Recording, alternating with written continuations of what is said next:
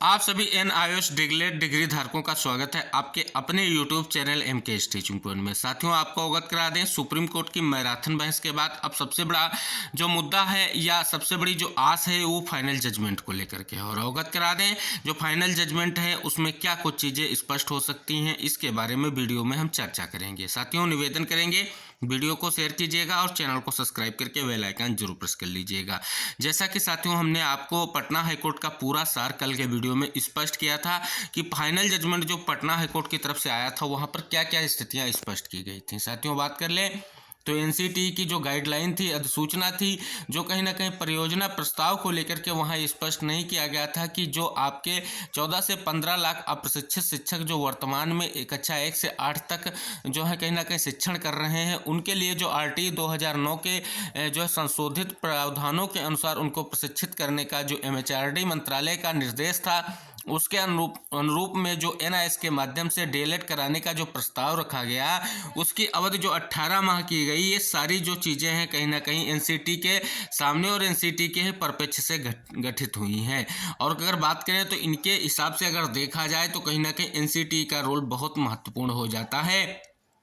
इसी हिसाब से अगर बात करें तो एनसीटी ने जो 18 महीने का कोर्स डिजाइन किया, उसके लिए एक विशेष प्रावधान यही था कि जो इंटर्नशिप की प्रक्रिया थी उसके बारे में अगर अवगत करा दें, तो क्योंकि वो प्रशिक्षण था जो किसी विद्यालय में प्राप्त करना था और वो वर्तमान में विद्यालय में कार्यरत रहे, इसलिए उन्हें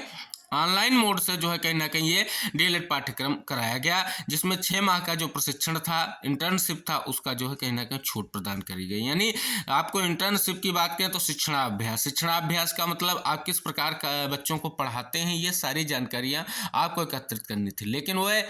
कार्यरत थे, इसलिए वो कहीं ना कहीं शिक्षणाभ्यास कंटिन्यू कर रहे थे, इसलिए उनको केवल और केवल जो डिग्री था, प्रमाण पत्र था, उसकी अवधि को लेकर के पढ़ाई करनी थी। इसके लिए उन्होंने बाकायदा जो है कहीं ना कहीं पेपर भी हुए और उनके लिए विज्ञप्ति भी जारी की गई, सब कुछ स्पष्ट किया गया। तो इस हिसाब से अगर बात करें तो सुप्रीम कोर्ट की मैराथन बहस का जो सार है यही है कि हर वो पॉइंट जस्टिस ने समझना चाहा जिसके हिसाब से डीएलएड को कहीं ना कहीं परमिशन ग्रांट की गई थी। और पटना हाई कोर्ट के फैसले में स्पष्ट लिखा हुआ है कि आप किसी भी तरीके से, ये कहीं नहीं स्पष्ट किया गया है, जो नोटिफिकेशन आया, विज्ञापन आया या एनसीटी ने सूचना जारी की, कहीं पर स्पष्ट नहीं किया गया कि इनको प्रशिक्षण के उपरांत जो है कहीं ना कहीं प्राथमिक शिक्षक भर्ती में मौका नहीं दिया जाएगा या इनकी वैधता नहीं होगी। तो स्पष्ट होता है कि फाइनल जजमेंट में इसका असर दिखेगा और कहीं ना कहीं वैधता पर भी स्थिति स्पष्ट होगी। और जैसा कि अगर अवगत करा दें, आपको अवगत भी हो जाएगा, क्योंकि सारी बहस में आप देखें तो एनसीटी की तरफ से भी चीज़ें स्पष्ट की गई हैं। हालांकि एनसीटी की जो भी चीज़ें थी उन पर पहले भी विचार हो चुका है, क्योंकि ये जो कोर्स था शिक्षा मंत्रालय ने स्पष्ट किया था। और आपको पता है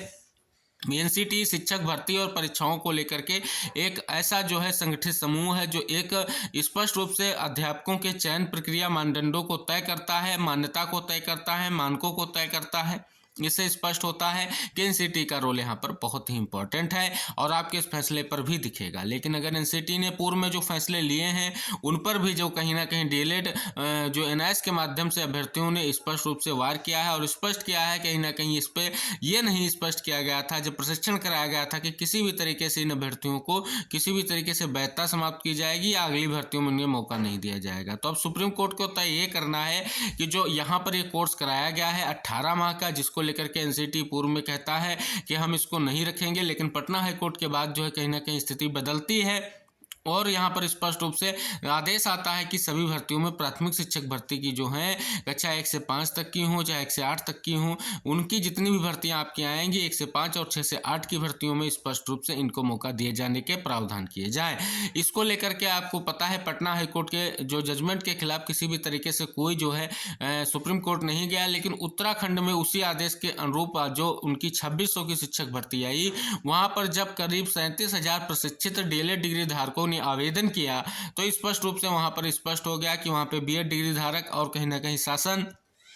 इस बात को लेकर के आगे बढ़ गया कि जो 2 वर्षीय यानी 24 माह का जो डीएलएड अभ्यर्थी कोर्स किए हैं उनके भविष्य का क्या होगा। ऐसी स्थिति को देखते हुए उन्होंने पहले हाई कोर्ट में याचिका की और याचिका पर वहां पर धीरे धीरे जो है याचिका की सुनवाई हुई और याचिका से स्पष्ट हो गया, पटना हाईकोर्ट का माना गया और स्पष्ट करते हुए कहा गया कि जो पटना हाईकोर्ट ने जजमेंट दिया है वो बिल्कुल सही है और उत्तराखंड सरकार भी जो है इन अभ्यर्थियों को मौका दे, इस प्रकार लगता है। उसके बाद जो है सरकार ने तब भी नहीं मानी और मामला सुप्रीम कोर्ट लेकर के गई। हालांकि प्रेयर के बाद जो है सुनवाई स्पष्ट हुई और सुनवाई में सारे पॉइंट्स इसलिए 3 घंटे मैराथन बहस चली कि 3 राज्यों में जो जजमेंट आए थे उनका आधार क्या था, उनके पीछे कारण क्या थे और एनआईएस डीएलएड का कोर्स कराए जाने की स्थिति पर सरकार की स्पष्टता क्या थी। तो ये सारी चीजें स्पष्ट हो रही हैं कि यहाँ पर अब स्थितियां बहुत ही महत्वपूर्ण है। सरकार निर्णय लेने के परिपेक्ष में आगे बढ़े और कहीं ना कहीं एनआईएस के माध्यम से जितने भी डीएलएड डिग्री धारक हैं उनके परिपेक्ष में सुप्रीम कोर्ट की मोहर जरूर लगेगी, उनकी वैधता भी तय होगी और प्राथमिक शिक्षक भर्ती में मौका भी मिलेगा। और चयनित जो है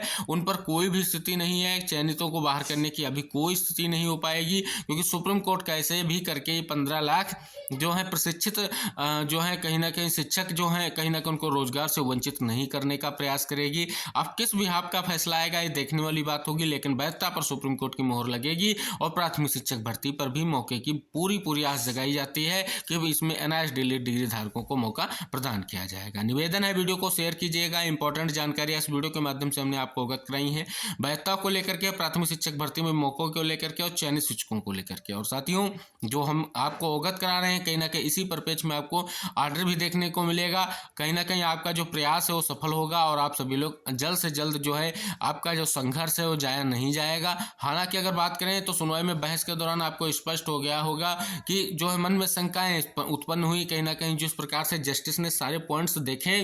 और किसी न किसी चीज को जानने का पूरा प्रयास किया, इस हिसाब से मन में आशंकाएं इसलिए हैं क्या सुप्रीम कोर्ट जो है कहीं ना कहीं इनके लिए गलत फैसला देगा, तो ऐसा कुछ नहीं होने जा रहा है। अभी आप सभी लोग वेट कीजिए, कोर्ट ऑर्डर आते ही आप सभी लोगों को ये महत्वपूर्ण चीजें देखने को जरूर मिलेंगी। निवेदन है वीडियो को शेयर करके चैनल सब्सक्राइब कर लीजिए और मिलते हैं अगली महत्वपूर्ण खबरों के साथ, तब तक के लिए टेक केयर, बाय बाय, जय हिंद साथियों।